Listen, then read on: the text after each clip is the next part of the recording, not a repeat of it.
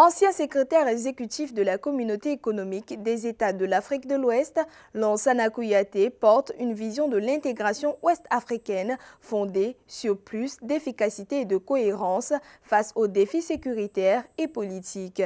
Il plaide pour une organisation plus crédible, capable de répondre aux attentes des États et des populations.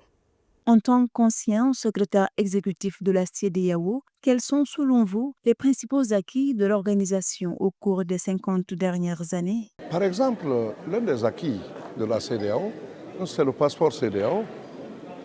C'est le passeport stampillé CEDEAO.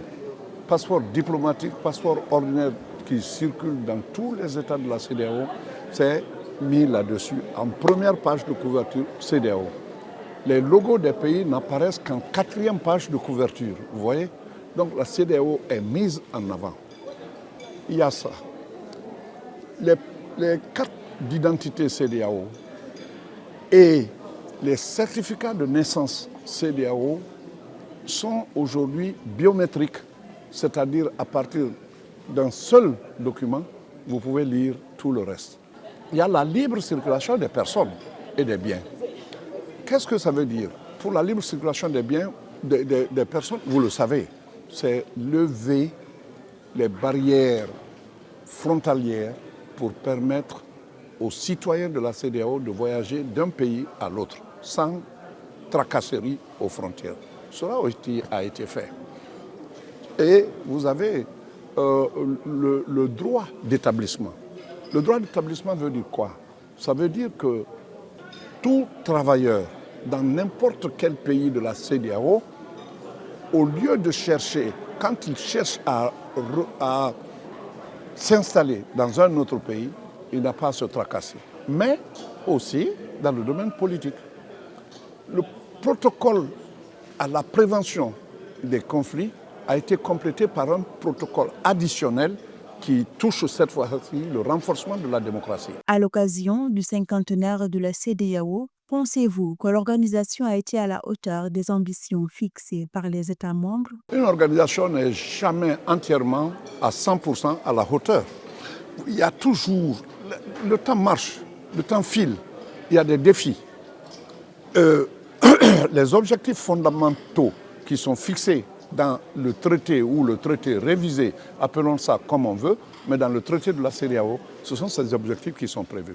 Mais quand vous êtes statique là-dessus, vous ne réévaluez pas et vous attendez que le temps passe, de générations nouvelles viennent, des exigences nouvelles viennent. Ce que je souhaite pour la CEDEAO et pour le reste, n'est-ce pas, des organisations sous-régionales africaines, c'est d'être en parfaite adéquation avec le temps, ce qui exige de toute organisation nationale, sous-régionale, internationale, même les Nations Unies, de s'adapter à chaque fois. Que vous inspire le retrait des pays de l'Alliance des États du Sahel de la CEDEAO et quelles pourraient être les conséquences sur l'intégration régionale et la coopération sécuritaire en Afrique de l'Ouest? Ce problème-là est, à mon avis, la source principale, c'est quoi?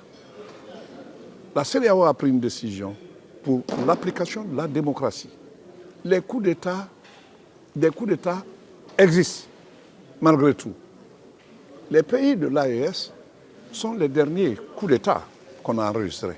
La CEDEAO réagit en même temps que l'UEMOA, parce que beaucoup ne savent pas que tous les pays de l'UEMOA sont membres, étaient membres de la CEDEAO. Mais l'inverse n'est pas vrai parce qu'il y a des membres qui sont de la CEDEAO qui ne sont pas de l'UEMOA. La Guinée est un cas particulier parce que c'est le seul pays francophone qui soit de la CEDEAO sans être de l'UEMOA. Ça, c'est un cas particulier. Mais au total, quand le temps passe, toute organisation doit pouvoir 2 ans, 3 ans, 4 ans, 5 ans, comme on veut, après, chaque fois, mettre en revue comment se comporte notre organisation vis-à-vis de tel problème. L'évaluation par les organisations, je vous dis bien internationales, régionales et sous-régionales, est absolument nécessaire. Si on ne le fait pas, on rate le coche et c'est ce qui est arrivé avec les pays de l'AES. Quelle question permettrait d'expliquer pourquoi les organisations régionales comme la CEDEAO doivent aujourd'hui compléter leurs avancées économiques par des réformes en matière de démocratie et de gouvernance? Les pères fondateurs, et je cite les 15 qui ont signé le premier acte, c'est-à-dire le traité de Lagos. Ceux qui l'ont signé, il y avait tout. Sur le plan économique, parce que ECOWAS, c'est Economic Community of West African States. Économique, je mets l'accent sur ça. Mais l'économie, il y a eu beaucoup de choses qui ont été faites, mais il fallait compléter par maintenant les questions de la démocratie. Et c'est ce qui s'est passé. Donc, toute organisation, comme je l'ai dit, doit avoir sa couche de vernis.